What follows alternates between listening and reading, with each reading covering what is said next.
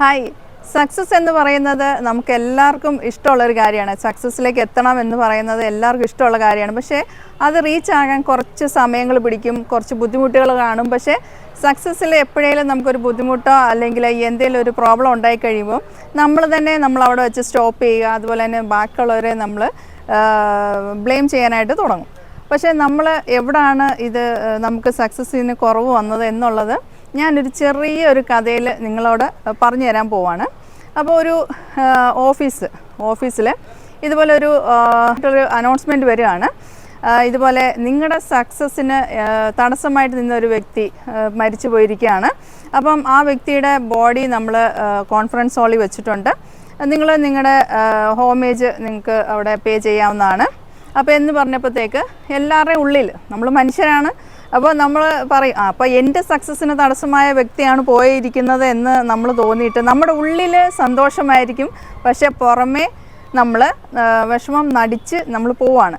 അങ്ങനെ കോൺഫറൻസ് ഹാളിൻ്റെ മുമ്പിൽ വലിയൊരു ക്യൂ ആണ്. ആ ക്യൂവിൽ നമ്മൾ ഉദ്ദേശിച്ച പോലെ തന്നെയാണ് ഈ ക്യൂവിൽ നിൽക്കുന്നുള്ള ആൾക്കാർ. കാരണം നമ്മുടെ സക്സസ്സിന് തടസ്സമായ വ്യക്തിയല്ലേ. അപ്പോൾ നിൽക്കുന്ന എല്ലാവർക്കും അതേ ഒരു ചിന്താഗതിക്കാരാണ് നിൽക്കുന്നത്.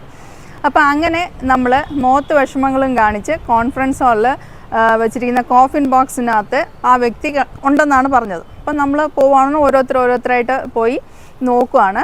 അപ്പം നോക്കുമ്പം ആ കോഫിൻ ബോക്സിനകത്തേക്ക് നോക്കിയപ്പോൾ എന്താണ് കണ്ടതെന്നറിയാവോ?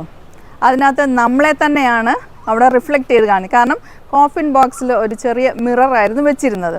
ആ മിററിൽ നമ്മൾ നോക്കുമ്പം നമ്മളെ തന്നെയാണ് കാണുന്നത്. അപ്പോൾ എന്താണ് അവിടെ ആ ഒരു മിറർ വെച്ചതും നമ്മളെ തന്നെ റിഫ്ലക്റ്റ് ചെയ്ത് കാണിക്കാനുള്ള കാരണം എന്ന് വെച്ചാൽ നമ്മുടെ സക്സസ്, നമ്മുടെ ഗ്രോത്തിന് തടസ്സമായിട്ട് നിൽക്കുന്നത് വേറെ ആരും തന്നെയല്ല, നമ്മൾ തന്നെ ആണെന്ന് കാണിക്കാൻ വേണ്ടിയാണ് അങ്ങനൊരു ചെറിയൊരു കാര്യങ്ങൾ അവിടെ വെച്ചിരുന്നത്. അപ്പോൾ നമ്മൾ പലപ്പോഴും നമ്മുടെ വിചാരം നമ്മുടെ സക്സസ്, നമ്മുടെ ഗ്രോത്തിനെ ആരോ പുറകിൽ നിന്ന് പുള്ളി ചെയ്യുന്നുണ്ട്, എൻ്റെ ഗ്രോത്തിനെ ആരോ തടസ്സപ്പെടുത്തുന്നുണ്ടെന്നുള്ള രീതിയിലാണ് നമ്മൾ മുമ്പോട്ട് പോയിക്കൊണ്ടിരിക്കുന്നത്. അത് കാരണം പലരും പല കാര്യത്തിലും മുമ്പോട്ട് പോകാതെ അവിടെ വെച്ച് നിർത്തുന്നവരുമുണ്ട്. പക്ഷേ നമ്മുടെ ഗ്രോത്തിന് വേറെ ആരുമല്ല തടസ്സം നിൽക്കുന്നത്, നമ്മൾ തന്നെയാണ്. നമ്മുടെ ഇൻഫീരിയറായിട്ടുള്ള നമുക്ക് ചില കാര്യങ്ങൾ ഞാൻ ഇങ്ങനെ ചെയ്താൽ സക്സസ് ആയില്ല, അത് കാരണം ഇനി ആകത്തില്ല. ചിലർ ബിസിനസ് തുടക്കുമ്പോൾ ഇതുപോലെ തന്നെയാണ്, സക്സസ് ആയില്ലെങ്കിൽ ഇനി എനിക്ക് മുമ്പോട്ട് പോയാൽ ഇതന്നൊക്കെ ആയിരിക്കും ഗതി. ചിലർ പഠിക്കുമ്പോഴായിരിക്കും ഞാൻ പഠിച്ചിട്ട് എനിക്ക് ഇത്രേ കിട്ടുന്നുള്ളൂ, ഇനി അങ്ങനെ ആയിരിക്കും. ചിലരങ്ങനെ സ്റ്റോപ്പ് ചെയ്യുന്നവരുണ്ട്. ചില വീട്ടമ്മമാർ നല്ല നല്ല കഴിവുള്ളവർ കാണും. അവരും ഇതുപോലെ ചില കാര്യങ്ങളിൽ എന്തെങ്കിലും ചെറിയൊരു ഡ്രോപ്പ് കാണുമ്പോഴത്തേക്കും നമ്മൾ വിചാരിക്കും എന്നെ കൊണ്ട് ഒന്നും കഴിവില്ല. അപ്പം നമ്മളായിട്ട് തന്നെ ബാക്കിലേക്ക് പോയിക്കൊണ്ടിരിക്കുകയാണ്. അല്ലാതെ നമ്മളെ ഒരു മനുഷ്യനും പുറകോട്ട് പുള്ളി ചെയ്യുന്നില്ല.